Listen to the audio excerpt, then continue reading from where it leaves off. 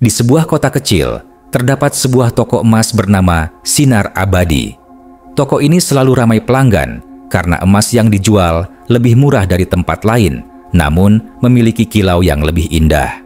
Pemiliknya, Pak Surya, dulunya hanya pedagang kecil, tapi dalam waktu singkat, ia berhasil membangun kerajaan bisnisnya dengan cabang di berbagai kota.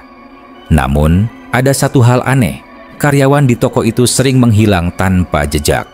Masyarakat hanya berbisik-bisik, tapi tidak ada yang berani bertanya langsung kepada Pak Surya. Beberapa tahun lalu, sebelum sukses, Pak Surya pernah mengalami kebangkrutan. Dalam keputusasaan, ia mencari jalan pintas dan mendatangi seorang dukun bernama Mbah Wiryo di sebuah desa terpencil. Ada satu cara cepat, tapi kau harus siap menerima akibatnya, kata Mbah Wiryo sambil menyalakan dupa hitam. Pak Surya yang sudah putus asa hanya mengangguk. Mbah Wiryo lalu memberinya sebuah kendi berisi darah kental berbau anyir. Kau harus membangun toko emas di atas tanah yang kutunjukkan. Setelah itu, setiap malam Jumat Kliwon, berikan persembahan nyawa manusia. Jika tidak, emasmu akan berubah menjadi pasir dan kau akan kehilangan segalanya. Setelah perjanjian itu, bisnis Pak Surya berkembang pesat.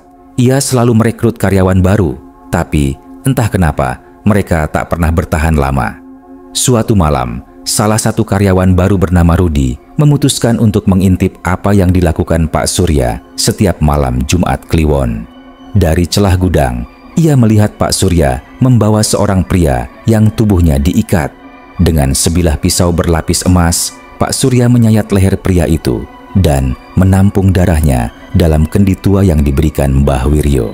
Rudi terkejut dan tanpa sengaja menjatuhkan sebuah kotak emas. Bunyi dentingannya menarik perhatian Pak Surya. "Siapa di sana?" bentaknya. Rudi panik dan berlari keluar. Tapi sayang, keesokan harinya ia ditemukan tewas mengenaskan di sungai dekat toko. Polisi menganggapnya sebagai kecelakaan, tapi warga mulai mencurigai ada sesuatu yang janggal. Suatu hari, seorang wanita tua bernama Bu Sari datang ke toko dan membeli kalung emas. Namun, saat memakainya, ia merasakan sesuatu yang aneh. Kalung itu terasa dingin, seolah berdenyut, seperti makhluk hidup. Malamnya, ia bermimpi didatangi sosok lelaki, penuh darah yang berbisik, "Bantu aku salah satu korban." Keesokan harinya, Bu Sari mendatangi seorang paranormal dan menceritakan mimpinya. Paranormal itu meneliti kalungnya dan berkata dengan suara gemetar, "Emas ini menyerap darah orang-orang yang dikorbankan. Kamu harus berhati-hati." Tak lama setelah itu, bisnis Pak Surya mulai mengalami kemunduran. Emas-emasnya tiba-tiba berubah menjadi pasir setiap malam Jumat Kliwon. Ia mencoba mencari Mbah Wiryo, tapi dukun itu sudah menghilang tanpa jejak. Suatu malam, warga mendengar suara jeritan dari dalam toko. Saat mereka mendobrak pintu, mereka menemukan Pak Surya tergeletak di lantai. Tubuhnya mengering seperti mayat yang sudah bertahun-tahun membusuk. Di sekelilingnya, emas-emas yang dulu bersinar kini berubah menjadi pasir hitam. Setelah kejadian itu, toko Sinar Abadi ditutup dan dibiarkan terbengkalai. Beberapa orang yang nekat masuk ke dalamnya mengaku mendengar suara jeritan minta tolong serta bau anyir yang menyengat. Hingga kini, tidak ada yang berani membuka kembali toko itu. Mereka percaya kutukan pesugihan masih bersemayam di sana, menunggu korban baru yang akan tertipu oleh kilauan emas berdarah. Toko Sinar Abadi telah lama ditinggalkan. Debu menutupi etalase kaca yang dulunya berkilauan dengan emas. Namun, beberapa warga sering melihat cahaya redup berkedip dari dalam toko di malam-malam tertentu. Tidak ada yang berani mendekat, tetapi kabar tentang suara jeritan dan bau anyir yang masih menyelimuti tempat itu terus beredar. Suatu hari, seorang pemuda bernama Arman yang terkenal sebagai YouTuber pemburu misteri tertarik untuk menyelidiki tempat itu. Ia mendengar kisah tentang Pak Surya dan ingin membuktikan apakah kutukan itu benar-benar nyata. Arman tidak sendirian. Ia datang bersama dua temannya, Rina dan Budi, membawa peralatan kamera dan sensor gerak. Mereka berencana membuat konten eksplorasi malam di toko emas tersebut. Kalau ini beneran angker, video kita bisa viral, kata Arman bersemangat. Namun, Rina merasa tidak nyaman sejak awal. Saat mereka berdiri di depan toko, udara terasa lebih dingin dari biasanya. Meskipun malam itu seharusnya hangat. Aku nggak yakin ini ide bagus, gumam Rina sambil memegang jaketnya erat-erat. Udahlah, kalau takut tunggu di luar aja, kata Budi sambil tertawa kecil. Dengan susah payah, mereka berhasil membuka pintu toko yang sudah berkarat. Begitu melangkah masuk, mereka disambut oleh aroma anyir yang menyengat. Kamera Arman langsung dinyalakan, merekam setiap sudut ruangan yang gelap. Di dalam, etalase-etalase kaca sudah retak. Tetapi, ada satu hal aneh, beberapa perhiasan emas masih ada di tempatnya, seolah tidak pernah disentuh. Tunggu, bukannya semua emas di sini berubah jadi pasir? Tanya Rina dengan suara bergetar. Budi mengulurkan tangan untuk mengambil salah satu cincin emas dari etalase. Namun, begitu jarinya menyentuh cincin itu, suhu ruangan tiba-tiba turun drastis. Nafas mereka berubah menjadi uap putih. Kemudian, terdengar suara berbisik. Keluar, mereka semua terdiam. Dengar nggak tadi? Bisik Arman sambil menoleh ke sekeliling. Tiba-tiba, pintu toko menutup sendiri dengan keras. Angin kencang bertiup dari arah belakang mereka, meskipun tidak ada jendela terbuka. Kamera Arman menangkap bayangan hitam bergerak di sudut ruangan. Saat mereka menoleh, mereka melihatnya.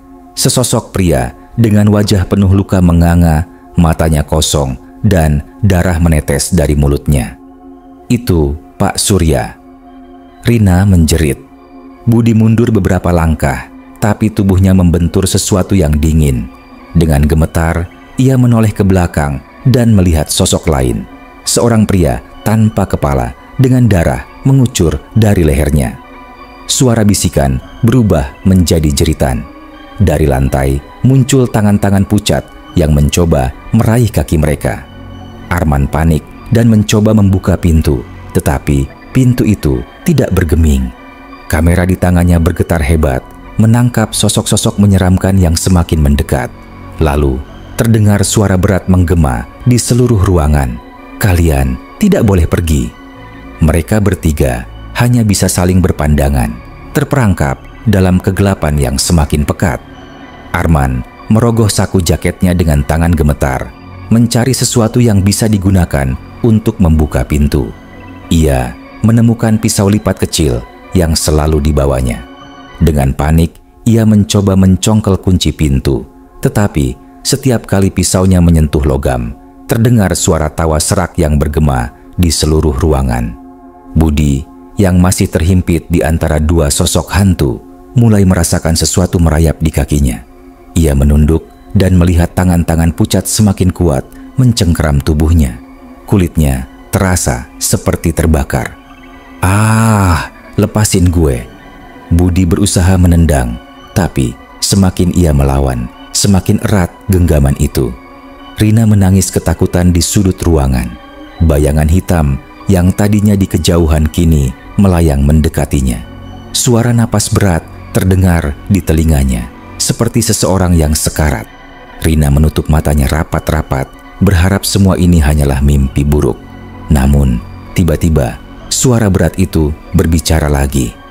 "Kalian harus membayar dengan nyawa." Dari belakang, tangan hitam kurus dengan kuku panjang menyentuh bahu Rina. Seketika, tubuhnya kaku, matanya membelalak, nafasnya tercekat. Dalam sekejap, ia merasakan sesuatu yang tak kasat mata merasuk ke dalam tubuhnya. Budi melihat ini dan menjerit, "Rina, jangan biarkan dia masuk ke dalam kamu." Tapi sudah terlambat. Mata Rina berubah hitam pekat, senyumnya perlahan menyeringai dengan sudut bibir yang terlalu lebar untuk ukuran manusia. Ia menoleh ke arah Arman dan Budi, tetapi tatapannya bukan lagi milik Rina. "Aku haus." Suaranya terdengar seperti dua orang berbicara bersamaan. Arman meraih kamera yang terjatuh dan menyorotkan cahaya ke wajah Rina. Wajah itu kini penuh dengan retakan hitam, seperti tanah kering yang hendak pecah. Dari retakan-retakan itu, darah menetes perlahan. Sementara itu, di tengah ruangan, emas-emas yang ada di etalase mulai mencair seperti lilin yang meleleh. Dari dalam emas cair itu, muncul wajah-wajah dengan ekspresi penuh penderitaan, berteriak tanpa suara, seolah meminta bantuan. Tiba-tiba, pintu toko terbuka sendiri dengan suara keras. Angin dingin berhembus masuk, seakan memberi kesempatan bagi mereka untuk kabur. "Tinggalkan Rina, cepat keluar," teriak Budi. Tapi dia bukan Rina lagi. Budi menarik lengan Arman, memaksanya berlari keluar. Namun, sebelum mereka sempat mencapai pintu, sesuatu menarik kaki Budi. Ia terseret kembali ke dalam kegelapan, tangannya mencakar lantai dengan sia-sia. Arman hanya bisa melihat temannya ditarik masuk ke dalam lautan emas yang kini berwarna merah darah. Rina, atau makhluk yang menguasainya, tertawa kecil sebelum berbisik, "Sekarang giliranmu." Arman berbalik, berusaha berlari keluar. Tapi di ambang pintu, bayangan tinggi dengan mata merah berdiri menghadangnya. Arman berhenti mendadak. Napasnya memburu, jantungnya berdetak begitu kencang hingga hampir meledak. Sosok tinggi bermata merah berdiri di ambang pintu, menutup satu-satunya jalan keluar.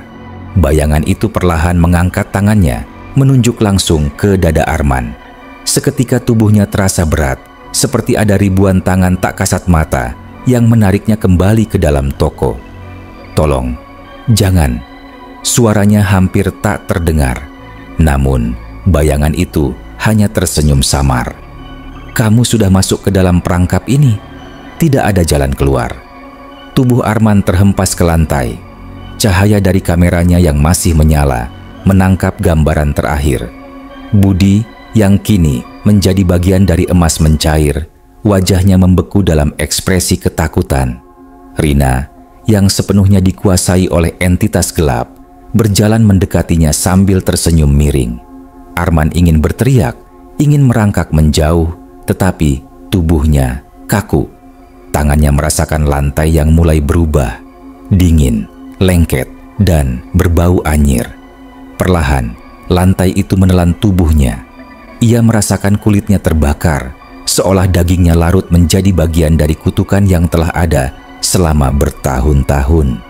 Sebelum kesadarannya menghilang sepenuhnya, ia melihat sosok Pak Surya berdiri di sudut ruangan, menatapnya dengan ekspresi hampa.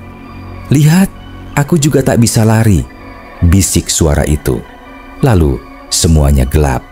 Beberapa minggu kemudian, toko emas Sinar Abadi tetap terbengkalai. Namun, kini ada sesuatu yang berbeda. Setiap malam, dari dalam toko, terdengar suara samar seorang pemuda berteriak meminta tolong. Dan di etalase toko yang sudah lama kosong, kini ada sebuah cincin emas baru yang berkilauan. Siapapun yang berani mengambilnya akan menjadi korban berikutnya. Terima kasih sudah menonton cerita horor ini di Pekon Mistis.